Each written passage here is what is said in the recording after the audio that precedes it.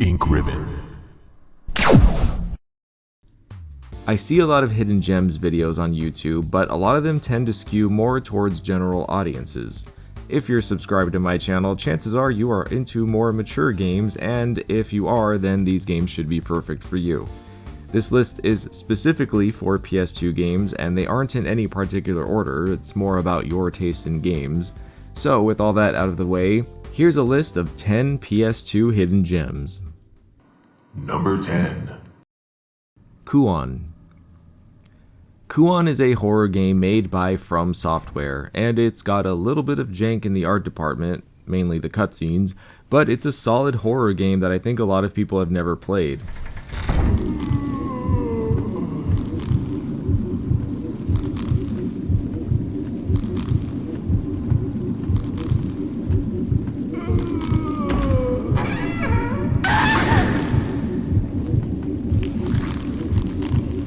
If you like Fatal Frame or Siren, this game is very much in line with those thematically, but with some differences.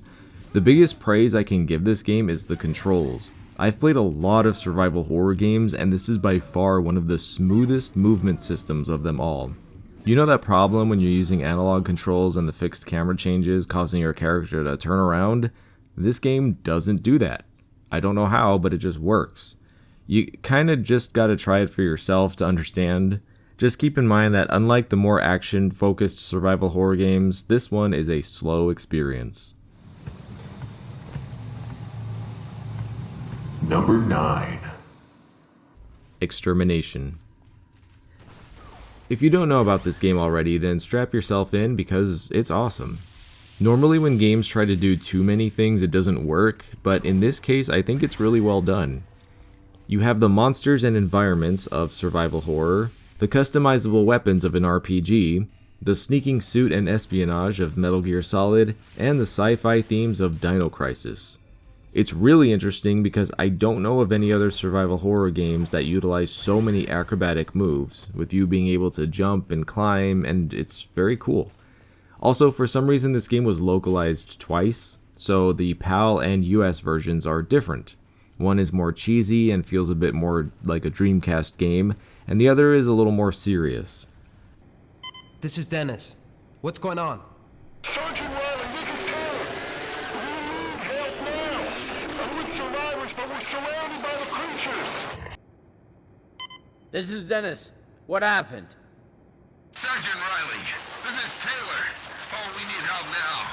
I'm with some survivors, but we're surrounded by these creatures. So if you prefer one over the other, you've got options. I would also like to say that after playing this, I think this is what Dino Crisis 3 should have been. Number 8. Kill Switch. If Metal Gear Solid was a third-person shooter, it would be Kill Switch. This is one of those games that, even though it flew under the radar, it was revolutionary and introduced a lot of mechanics that would later become standard in games like Gears of War, specifically its cover system. In fact, the developers of Gears of War, Uncharted, and Rainbow Six all said that this game inspired their own systems, so there you go. The game isn't very long and felt like it would have had a bigger and better sequel, but I think sales numbers prevented that. Either way, if action is more your style, give this one a shot.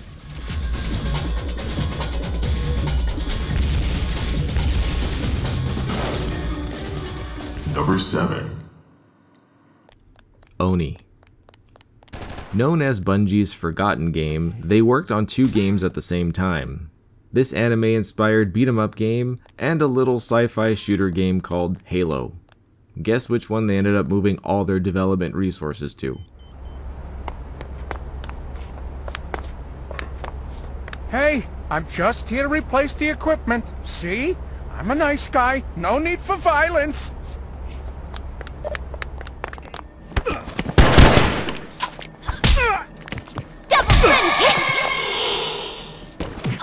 Now, I know the graphics make this look like a lighthearted kids game, but the story is actually pretty mature and serious. Set during the year 2032, the entire world has become so polluted that very little of it is inhabitable, and every country is now run by one single totalitarian government. lying to the people about the state of the planet, and using lethal police force on anyone who opposes them. I won't spoil more than that, but yeah, this game probably should have had an anime adaptation. As for the gameplay, it's surprisingly difficult, but once you get a hold of the combat, it's pretty satisfying. And guns are basically as lethal as they would be in real life. I will say it can get repetitive, but that should be expected in a game like this.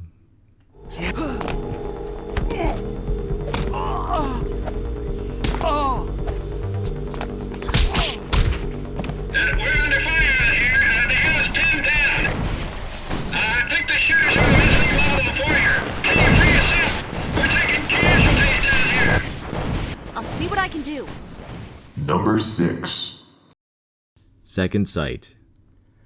You know you're in for something crazy with a start menu like this. So if you like story, you'll love this one because despite its appearance, story plays a big role in it. In this fictional world, parapsychology is a real thing, and on top of that, psychic abilities have been proven to be passed down genetically. The game then jumps between multiple storylines, timelines, and locations taking place during the late 90s in the US, with levels in New York, Virginia, and more.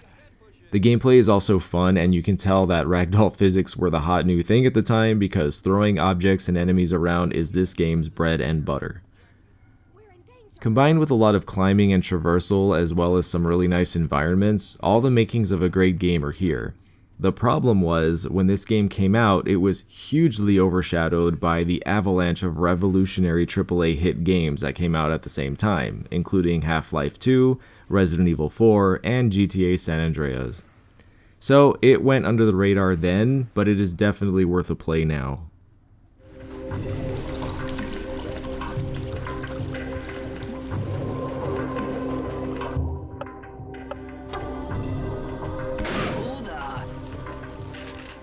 Number 5. The Thing. If you're in tune to the retro gaming scene, I'm sure by now you've heard of this game being good, and it is. That's why I'm mentioning it. Based on the movie of the same name, The Thing is a third-person action horror game, and if you're into Resident Evil, you'll probably be into this game too. You know how there's a big shift in tone in Resident Evil 4 when you get to the lab section with the regenerators? Basically imagine that, but they made a whole game like that. Set in Antarctica, you have to not only navigate the base and deal with monsters, but you also have a lot of NPCs who may or may not be infected, utilizing a trust and fear system as part of the game loop.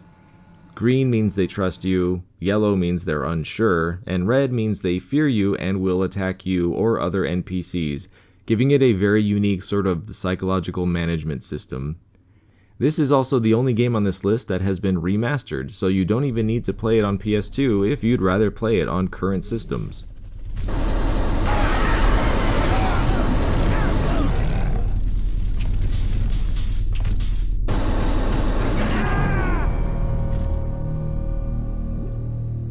Number 4. The Bouncer. Now for something a little more easygoing and arcadey, we have The Bouncer, which I can only describe as Kingdom Hearts and Tekken had a baby. It's a beat 'em up, but it's all very low stakes and fun, especially because all the enemies ragdoll a little bit when you knock them down, making combat very fun and satisfying. There is a story here, but I honestly couldn't tell you what it's about because it's one of the things it has in common with Kingdom Hearts. But the gameplay is fun, and the character designs are some of the most PS2 Y2K looking graphics I've ever seen, and I don't know, I think it's worth a play. And if you happen to have the privilege of having IRL friends, I hear the multiplayer modes are pretty fun.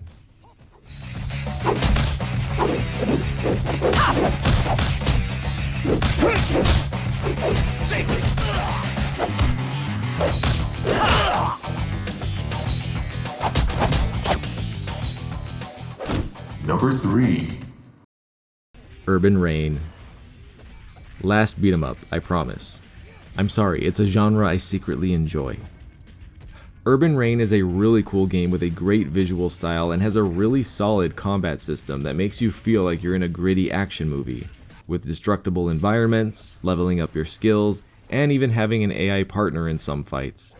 The whole aesthetic is very street grunge and takes place in a fictional city that resembles any major city like New York or LA. I do wish the story was presented better, but if you just care about the gameplay and having fun, then you should be fine. There's also other modes and 60 playable characters, including Martial Law and Paul Phoenix from Tekken.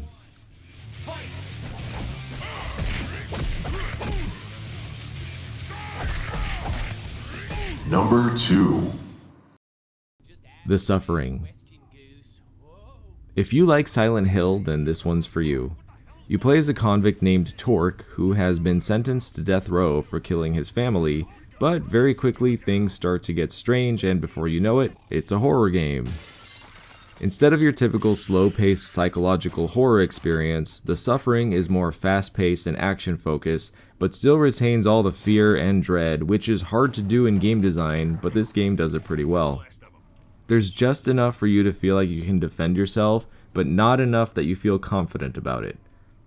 The gameplay feels similar to something like Max Payne and just does a really good job of slowly building unease and tension as you try to both escape and confront his demons while trying to figure out what really happened to his family, with players being able to reach 3 different endings.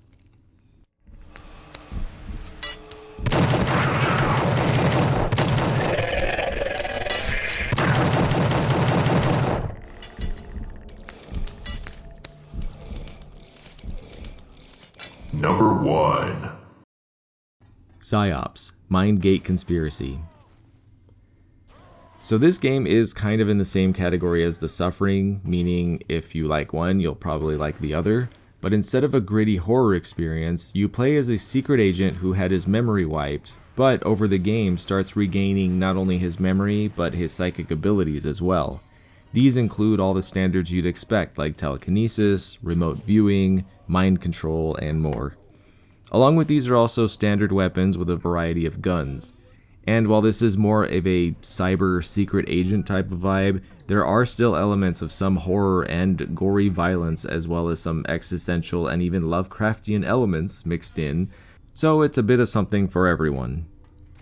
It's not a perfect game, but it's still great, and if any of that piques your interest, I'd say give it a shot.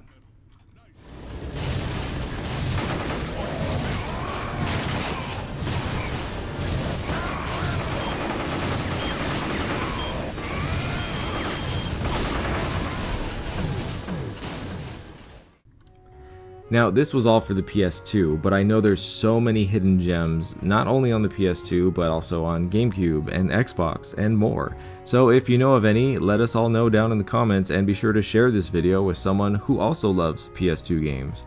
I hope you all have a great day, and remember to drink water. Until next time, I'm Kai Morgan, and as always, thanks for watching Ink Ribbon.